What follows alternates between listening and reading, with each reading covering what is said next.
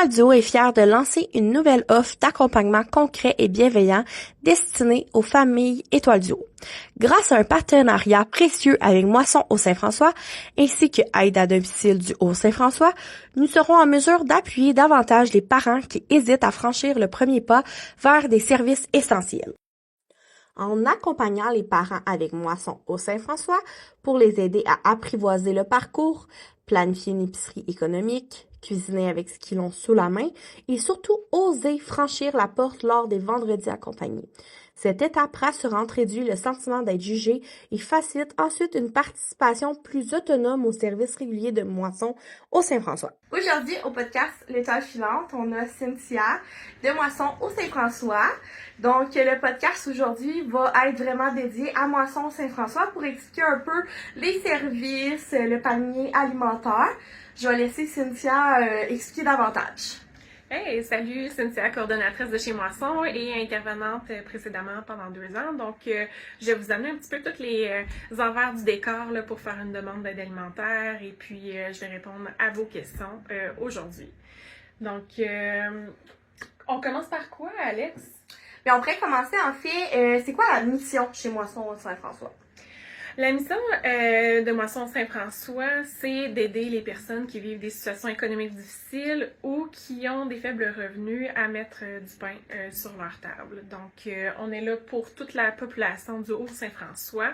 Donc, c'est quelques 23 000 habitants. Donc, voilà. Super. Puis, par exemple, quelqu'un est intéressé à faire une demande, par exemple, d'un panier alimentaire. C'est quoi les procédures? Quelles sont les étapes pour avoir accès à ce panier-là? Oui. Bien, dans le fond, il faut faire une rencontre d'ouverture de dossier avec l'intervenante. Il y a plusieurs portes d'entrée. Là. Donc, vous pouvez appeler là, au bureau au 819-451-2781. À l'option 2, vous arrivez directement dans la boîte vocale de l'intervenante. Et puis, vous pouvez passer aussi sur le site Internet. Il y a une section sur notre site internet moissonhsf.org. C'est écrit j'ai besoin d'aide ou quelque chose comme ça. Là. Donc, vous cliquez là-dessus, vous pouvez remplir le formulaire. On a aussi un profil sur Messenger si jamais vous avez besoin de communiquer avec l'intervenante. Donc, intervention Moisson HSF. Vous pouvez passer nous voir sur nos heures d'ouverture pour prendre un rendez-vous. Donc, il y a quand même plusieurs options là, qui s'offrent à vous pour communiquer avec nous. Aussi, j'imagine que tout organisme dans le Haut-Saint-François, si vous avez besoin d'aide au niveau alimentaire, les organismes vont vous référer aussi à Moisson au Saint-François, évidemment. Ben oui, exactement. Là, on a souvent des références du CLSC ou d'autres organismes. Là. Donc, si vous avez déjà un intervenant ou quoi que ce soit, n'hésitez pas à demander de l'aide pour qu'il puisse faire le pont avec nous. Ouais, parfait. Puis, j'ai aussi entendu dire que vous faites des paniers alimentaires d'urgence. Oui, ça arrive là, sous référencement. Là, des fois, quand les intervenants arrivent à la maison puis que le frigidaire est vide, oui, on fait des paniers d'urgence là, sous référence, là, évidemment. On sait que des fois, le processus prend un certain temps. Là, on essaie d'être le plus efficace possible, là, mais d'ici là, on a cette option-là.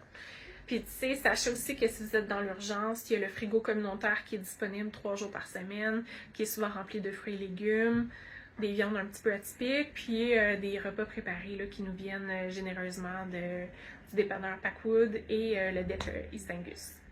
Super. Puis je sais que le panier alimentaire, c'est une fois par mois. Est-ce que c'est la date qu'on veut? Comment ça fonctionne l'horaire au niveau des paniers? Oui, donc on a quand même vraiment beaucoup de familles. On a divisé le secteur du Haut-Saint-François en 4 secteurs. Donc les gens viennent quand c'est leur secteur aux 4 semaines. Évidemment, si vous faites une ouverture de dossier, puis que vous êtes, je sais pas moi, dans la ville de East Angus, puis que normalement, votre panier est prévu dans 3 ou 4 semaines, on trouve que c'est trop long.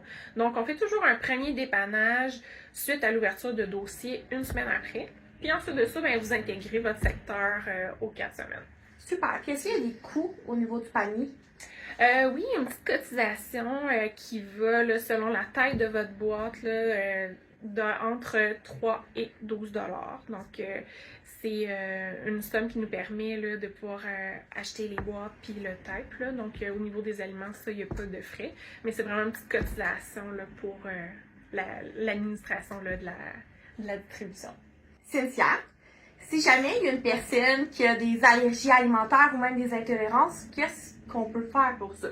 Ben, dans le fond, l'ouverture de dossier, ça, c'est quelque chose qu'on aborde avec la personne.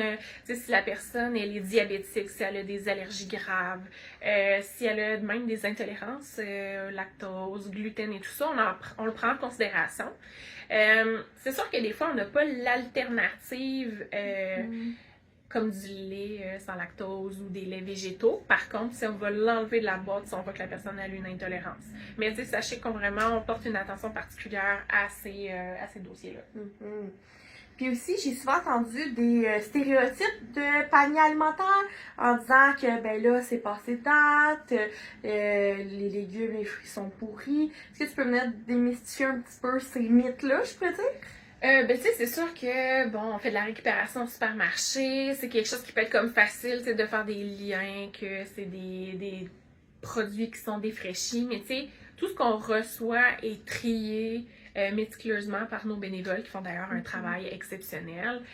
Donc, c'est vraiment trié.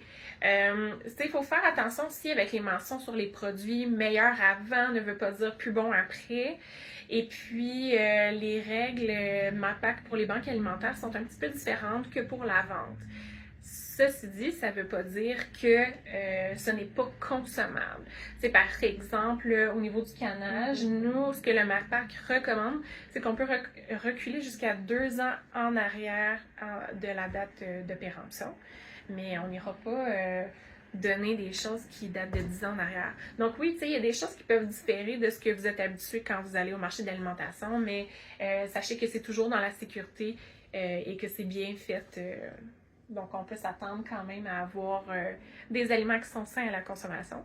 Et puis, on a de plus en plus de belles collaborations avec des agriculteurs et maraîchers de la région. Donc, on a aussi de la belle fraîcheur là, qui arrive là, dans nos paniers là, durant la saison chaude.